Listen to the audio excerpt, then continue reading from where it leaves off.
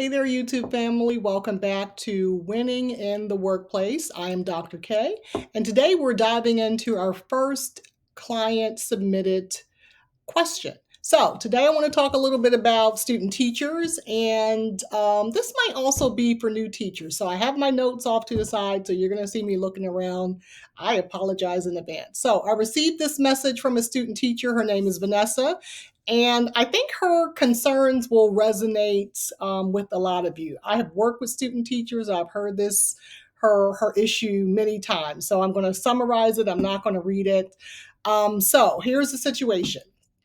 Vanessa completed her student teaching. She said she learned a lot, but she still doesn't feel ready to head her own classroom. She's nervous. She felt like she didn't really gain enough experience.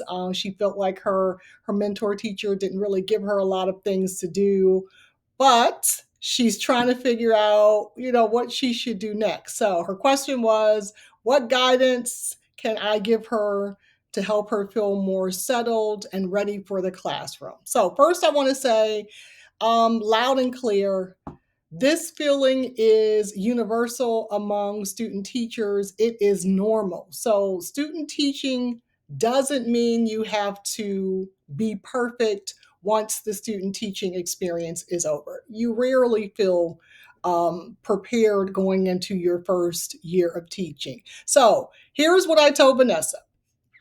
Teaching confidence is built over time. That was the first thing I stressed. It comes. I still can remember my first year of teaching, and I wish those students well. It was a hard year. No one talks about the first year of teaching like I was the expert. I certainly was not, and I have 30 plus years in education, and I still can think about that first teaching experience. That whole first year, poor kiddos. So I also told her that gaps in her experience are normal. Every teacher, even veteran teachers, even your mentor teacher, can identify areas in which they feel like they need to grow. So that's normal. What matters most is her willingness, when I told her, is to ask questions, seek support. Don't go into the first year of teaching with your colleagues acting like an expert. I acting like I aced my student teaching and I am the bee's knees. No. Go in there being reflective, letting your colleagues know I'm a little nervous. I hope you guys can help me. I have tons of questions and I hope I can come to you. So be open for questions. Don't feel like you know everything or you have to know everything. And then what else did I tell her? I'm reading through my notes. Yeah. So this one I kind of drove home to her. You again are not supposed to be a finished product after student teaching. That is just supposed to give you the foundation. You're really supposed to come away feeling more confident leading the class from the beginning of the class in the morning, picking those babies up at the yard or wherever you get your kiddos, until the end of the day when you get them back on the bus. So I've worked with student teachers, as I said, and some of the most nerve-wracking experience is understanding that, yes, you will have to take over the classroom by yourself for 10 to 16 weeks, depending upon your program. That is an issue for a lot of the student teachers because they're scared. Their mentor teacher is sitting in the back. Normally, the mentor teacher is not really watching you like a hawk, but they do have their ear out. They're listening and they will dive in if there's an issue. So don't worry about that. So I hope I gave Vanessa good advice. If any of you were like Vanessa and feel like, yes, I completed my student teaching, I'm ready.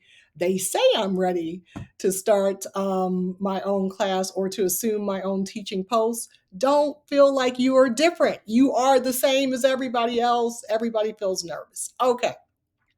So if you are feeling this way, here is something that I think you as a student teacher, you as a new teacher, or even a novice teacher can do to make yourself feel more confident. So I want you to think about maybe 1 to 3 ways that you can improve in certain areas. Classroom management is always one. So examine your classroom management practices. Look at one of the teachers, two of the teachers around you in your vicinity that you look up to and you admire that has good classroom management strategies, and then just compare. What are they doing it? How are they doing it? Can I ask them questions? Can I get some feedback? Another area you want to look at as a new teacher or student teacher is pacing. Are my lessons running over? Do I get to everything I'm supposed to get to? When you go to your team meetings and all of your other colleagues are saying, yeah, I'm in unit 5, and you're like, I'm still in unit 2, you have a pacing issue. So you need to really be digging into that. Another thing you want to think about is perhaps your routines or your transitions. Think about these things and how you can improve. So that's one way to build up your confidence. And then the other thing I want you to do is to find small ways to practice. Practice what you've learned in student teaching. Practice what you were taught, right? What did they tell you to do? Go back and look through your notes. Normally, through student teaching, it's such a fast paced time. The time goes so quickly, but you want to go back through your notes and see, okay, what did she tell me to do here? And can I use that in my first year, right? And then stay connected with your mentor. If you had a good relationship with your mentor teacher, and we'll talk about that one in another video, mentor student teacher relationships. But if you had a good relationship, stay in contact with your mentor teacher. They love that. Send them a note. Oh, I found my first job. I'm going to be doing second grade or high school, whatever you're doing. Thanks so much for your help. I hope I can still call on you if I have questions. Your mentor teacher is going to say, yes, please don't hesitate to call on me, and take them up on that. Even if it is, I start first thing tomorrow and I'm nervous, they're going to reach out to you. That's what they do.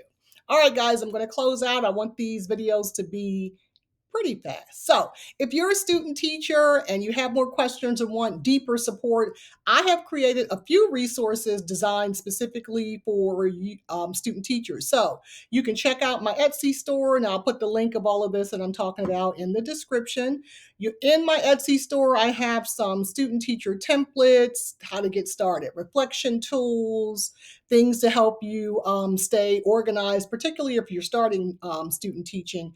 And then if you need more structured support as a student teacher starting out, I have an ACE Year student teaching semester course that's on Udemy, and I have a code. I have a discount code for my YouTube community. So I'll link that code below. And there I kind of go through what student teaching is, what the purpose behind student teaching is. I talk a lot about mentor student teaching relationships, which is crucial.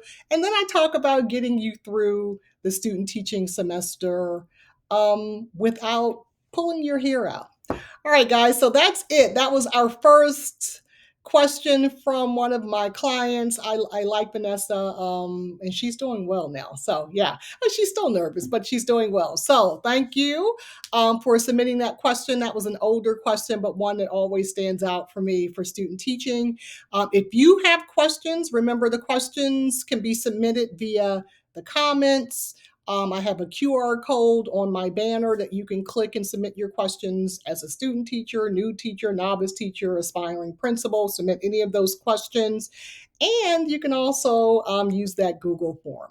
All right, guys, that is it for now. I will see you in our next video with another question. Take care. Bye.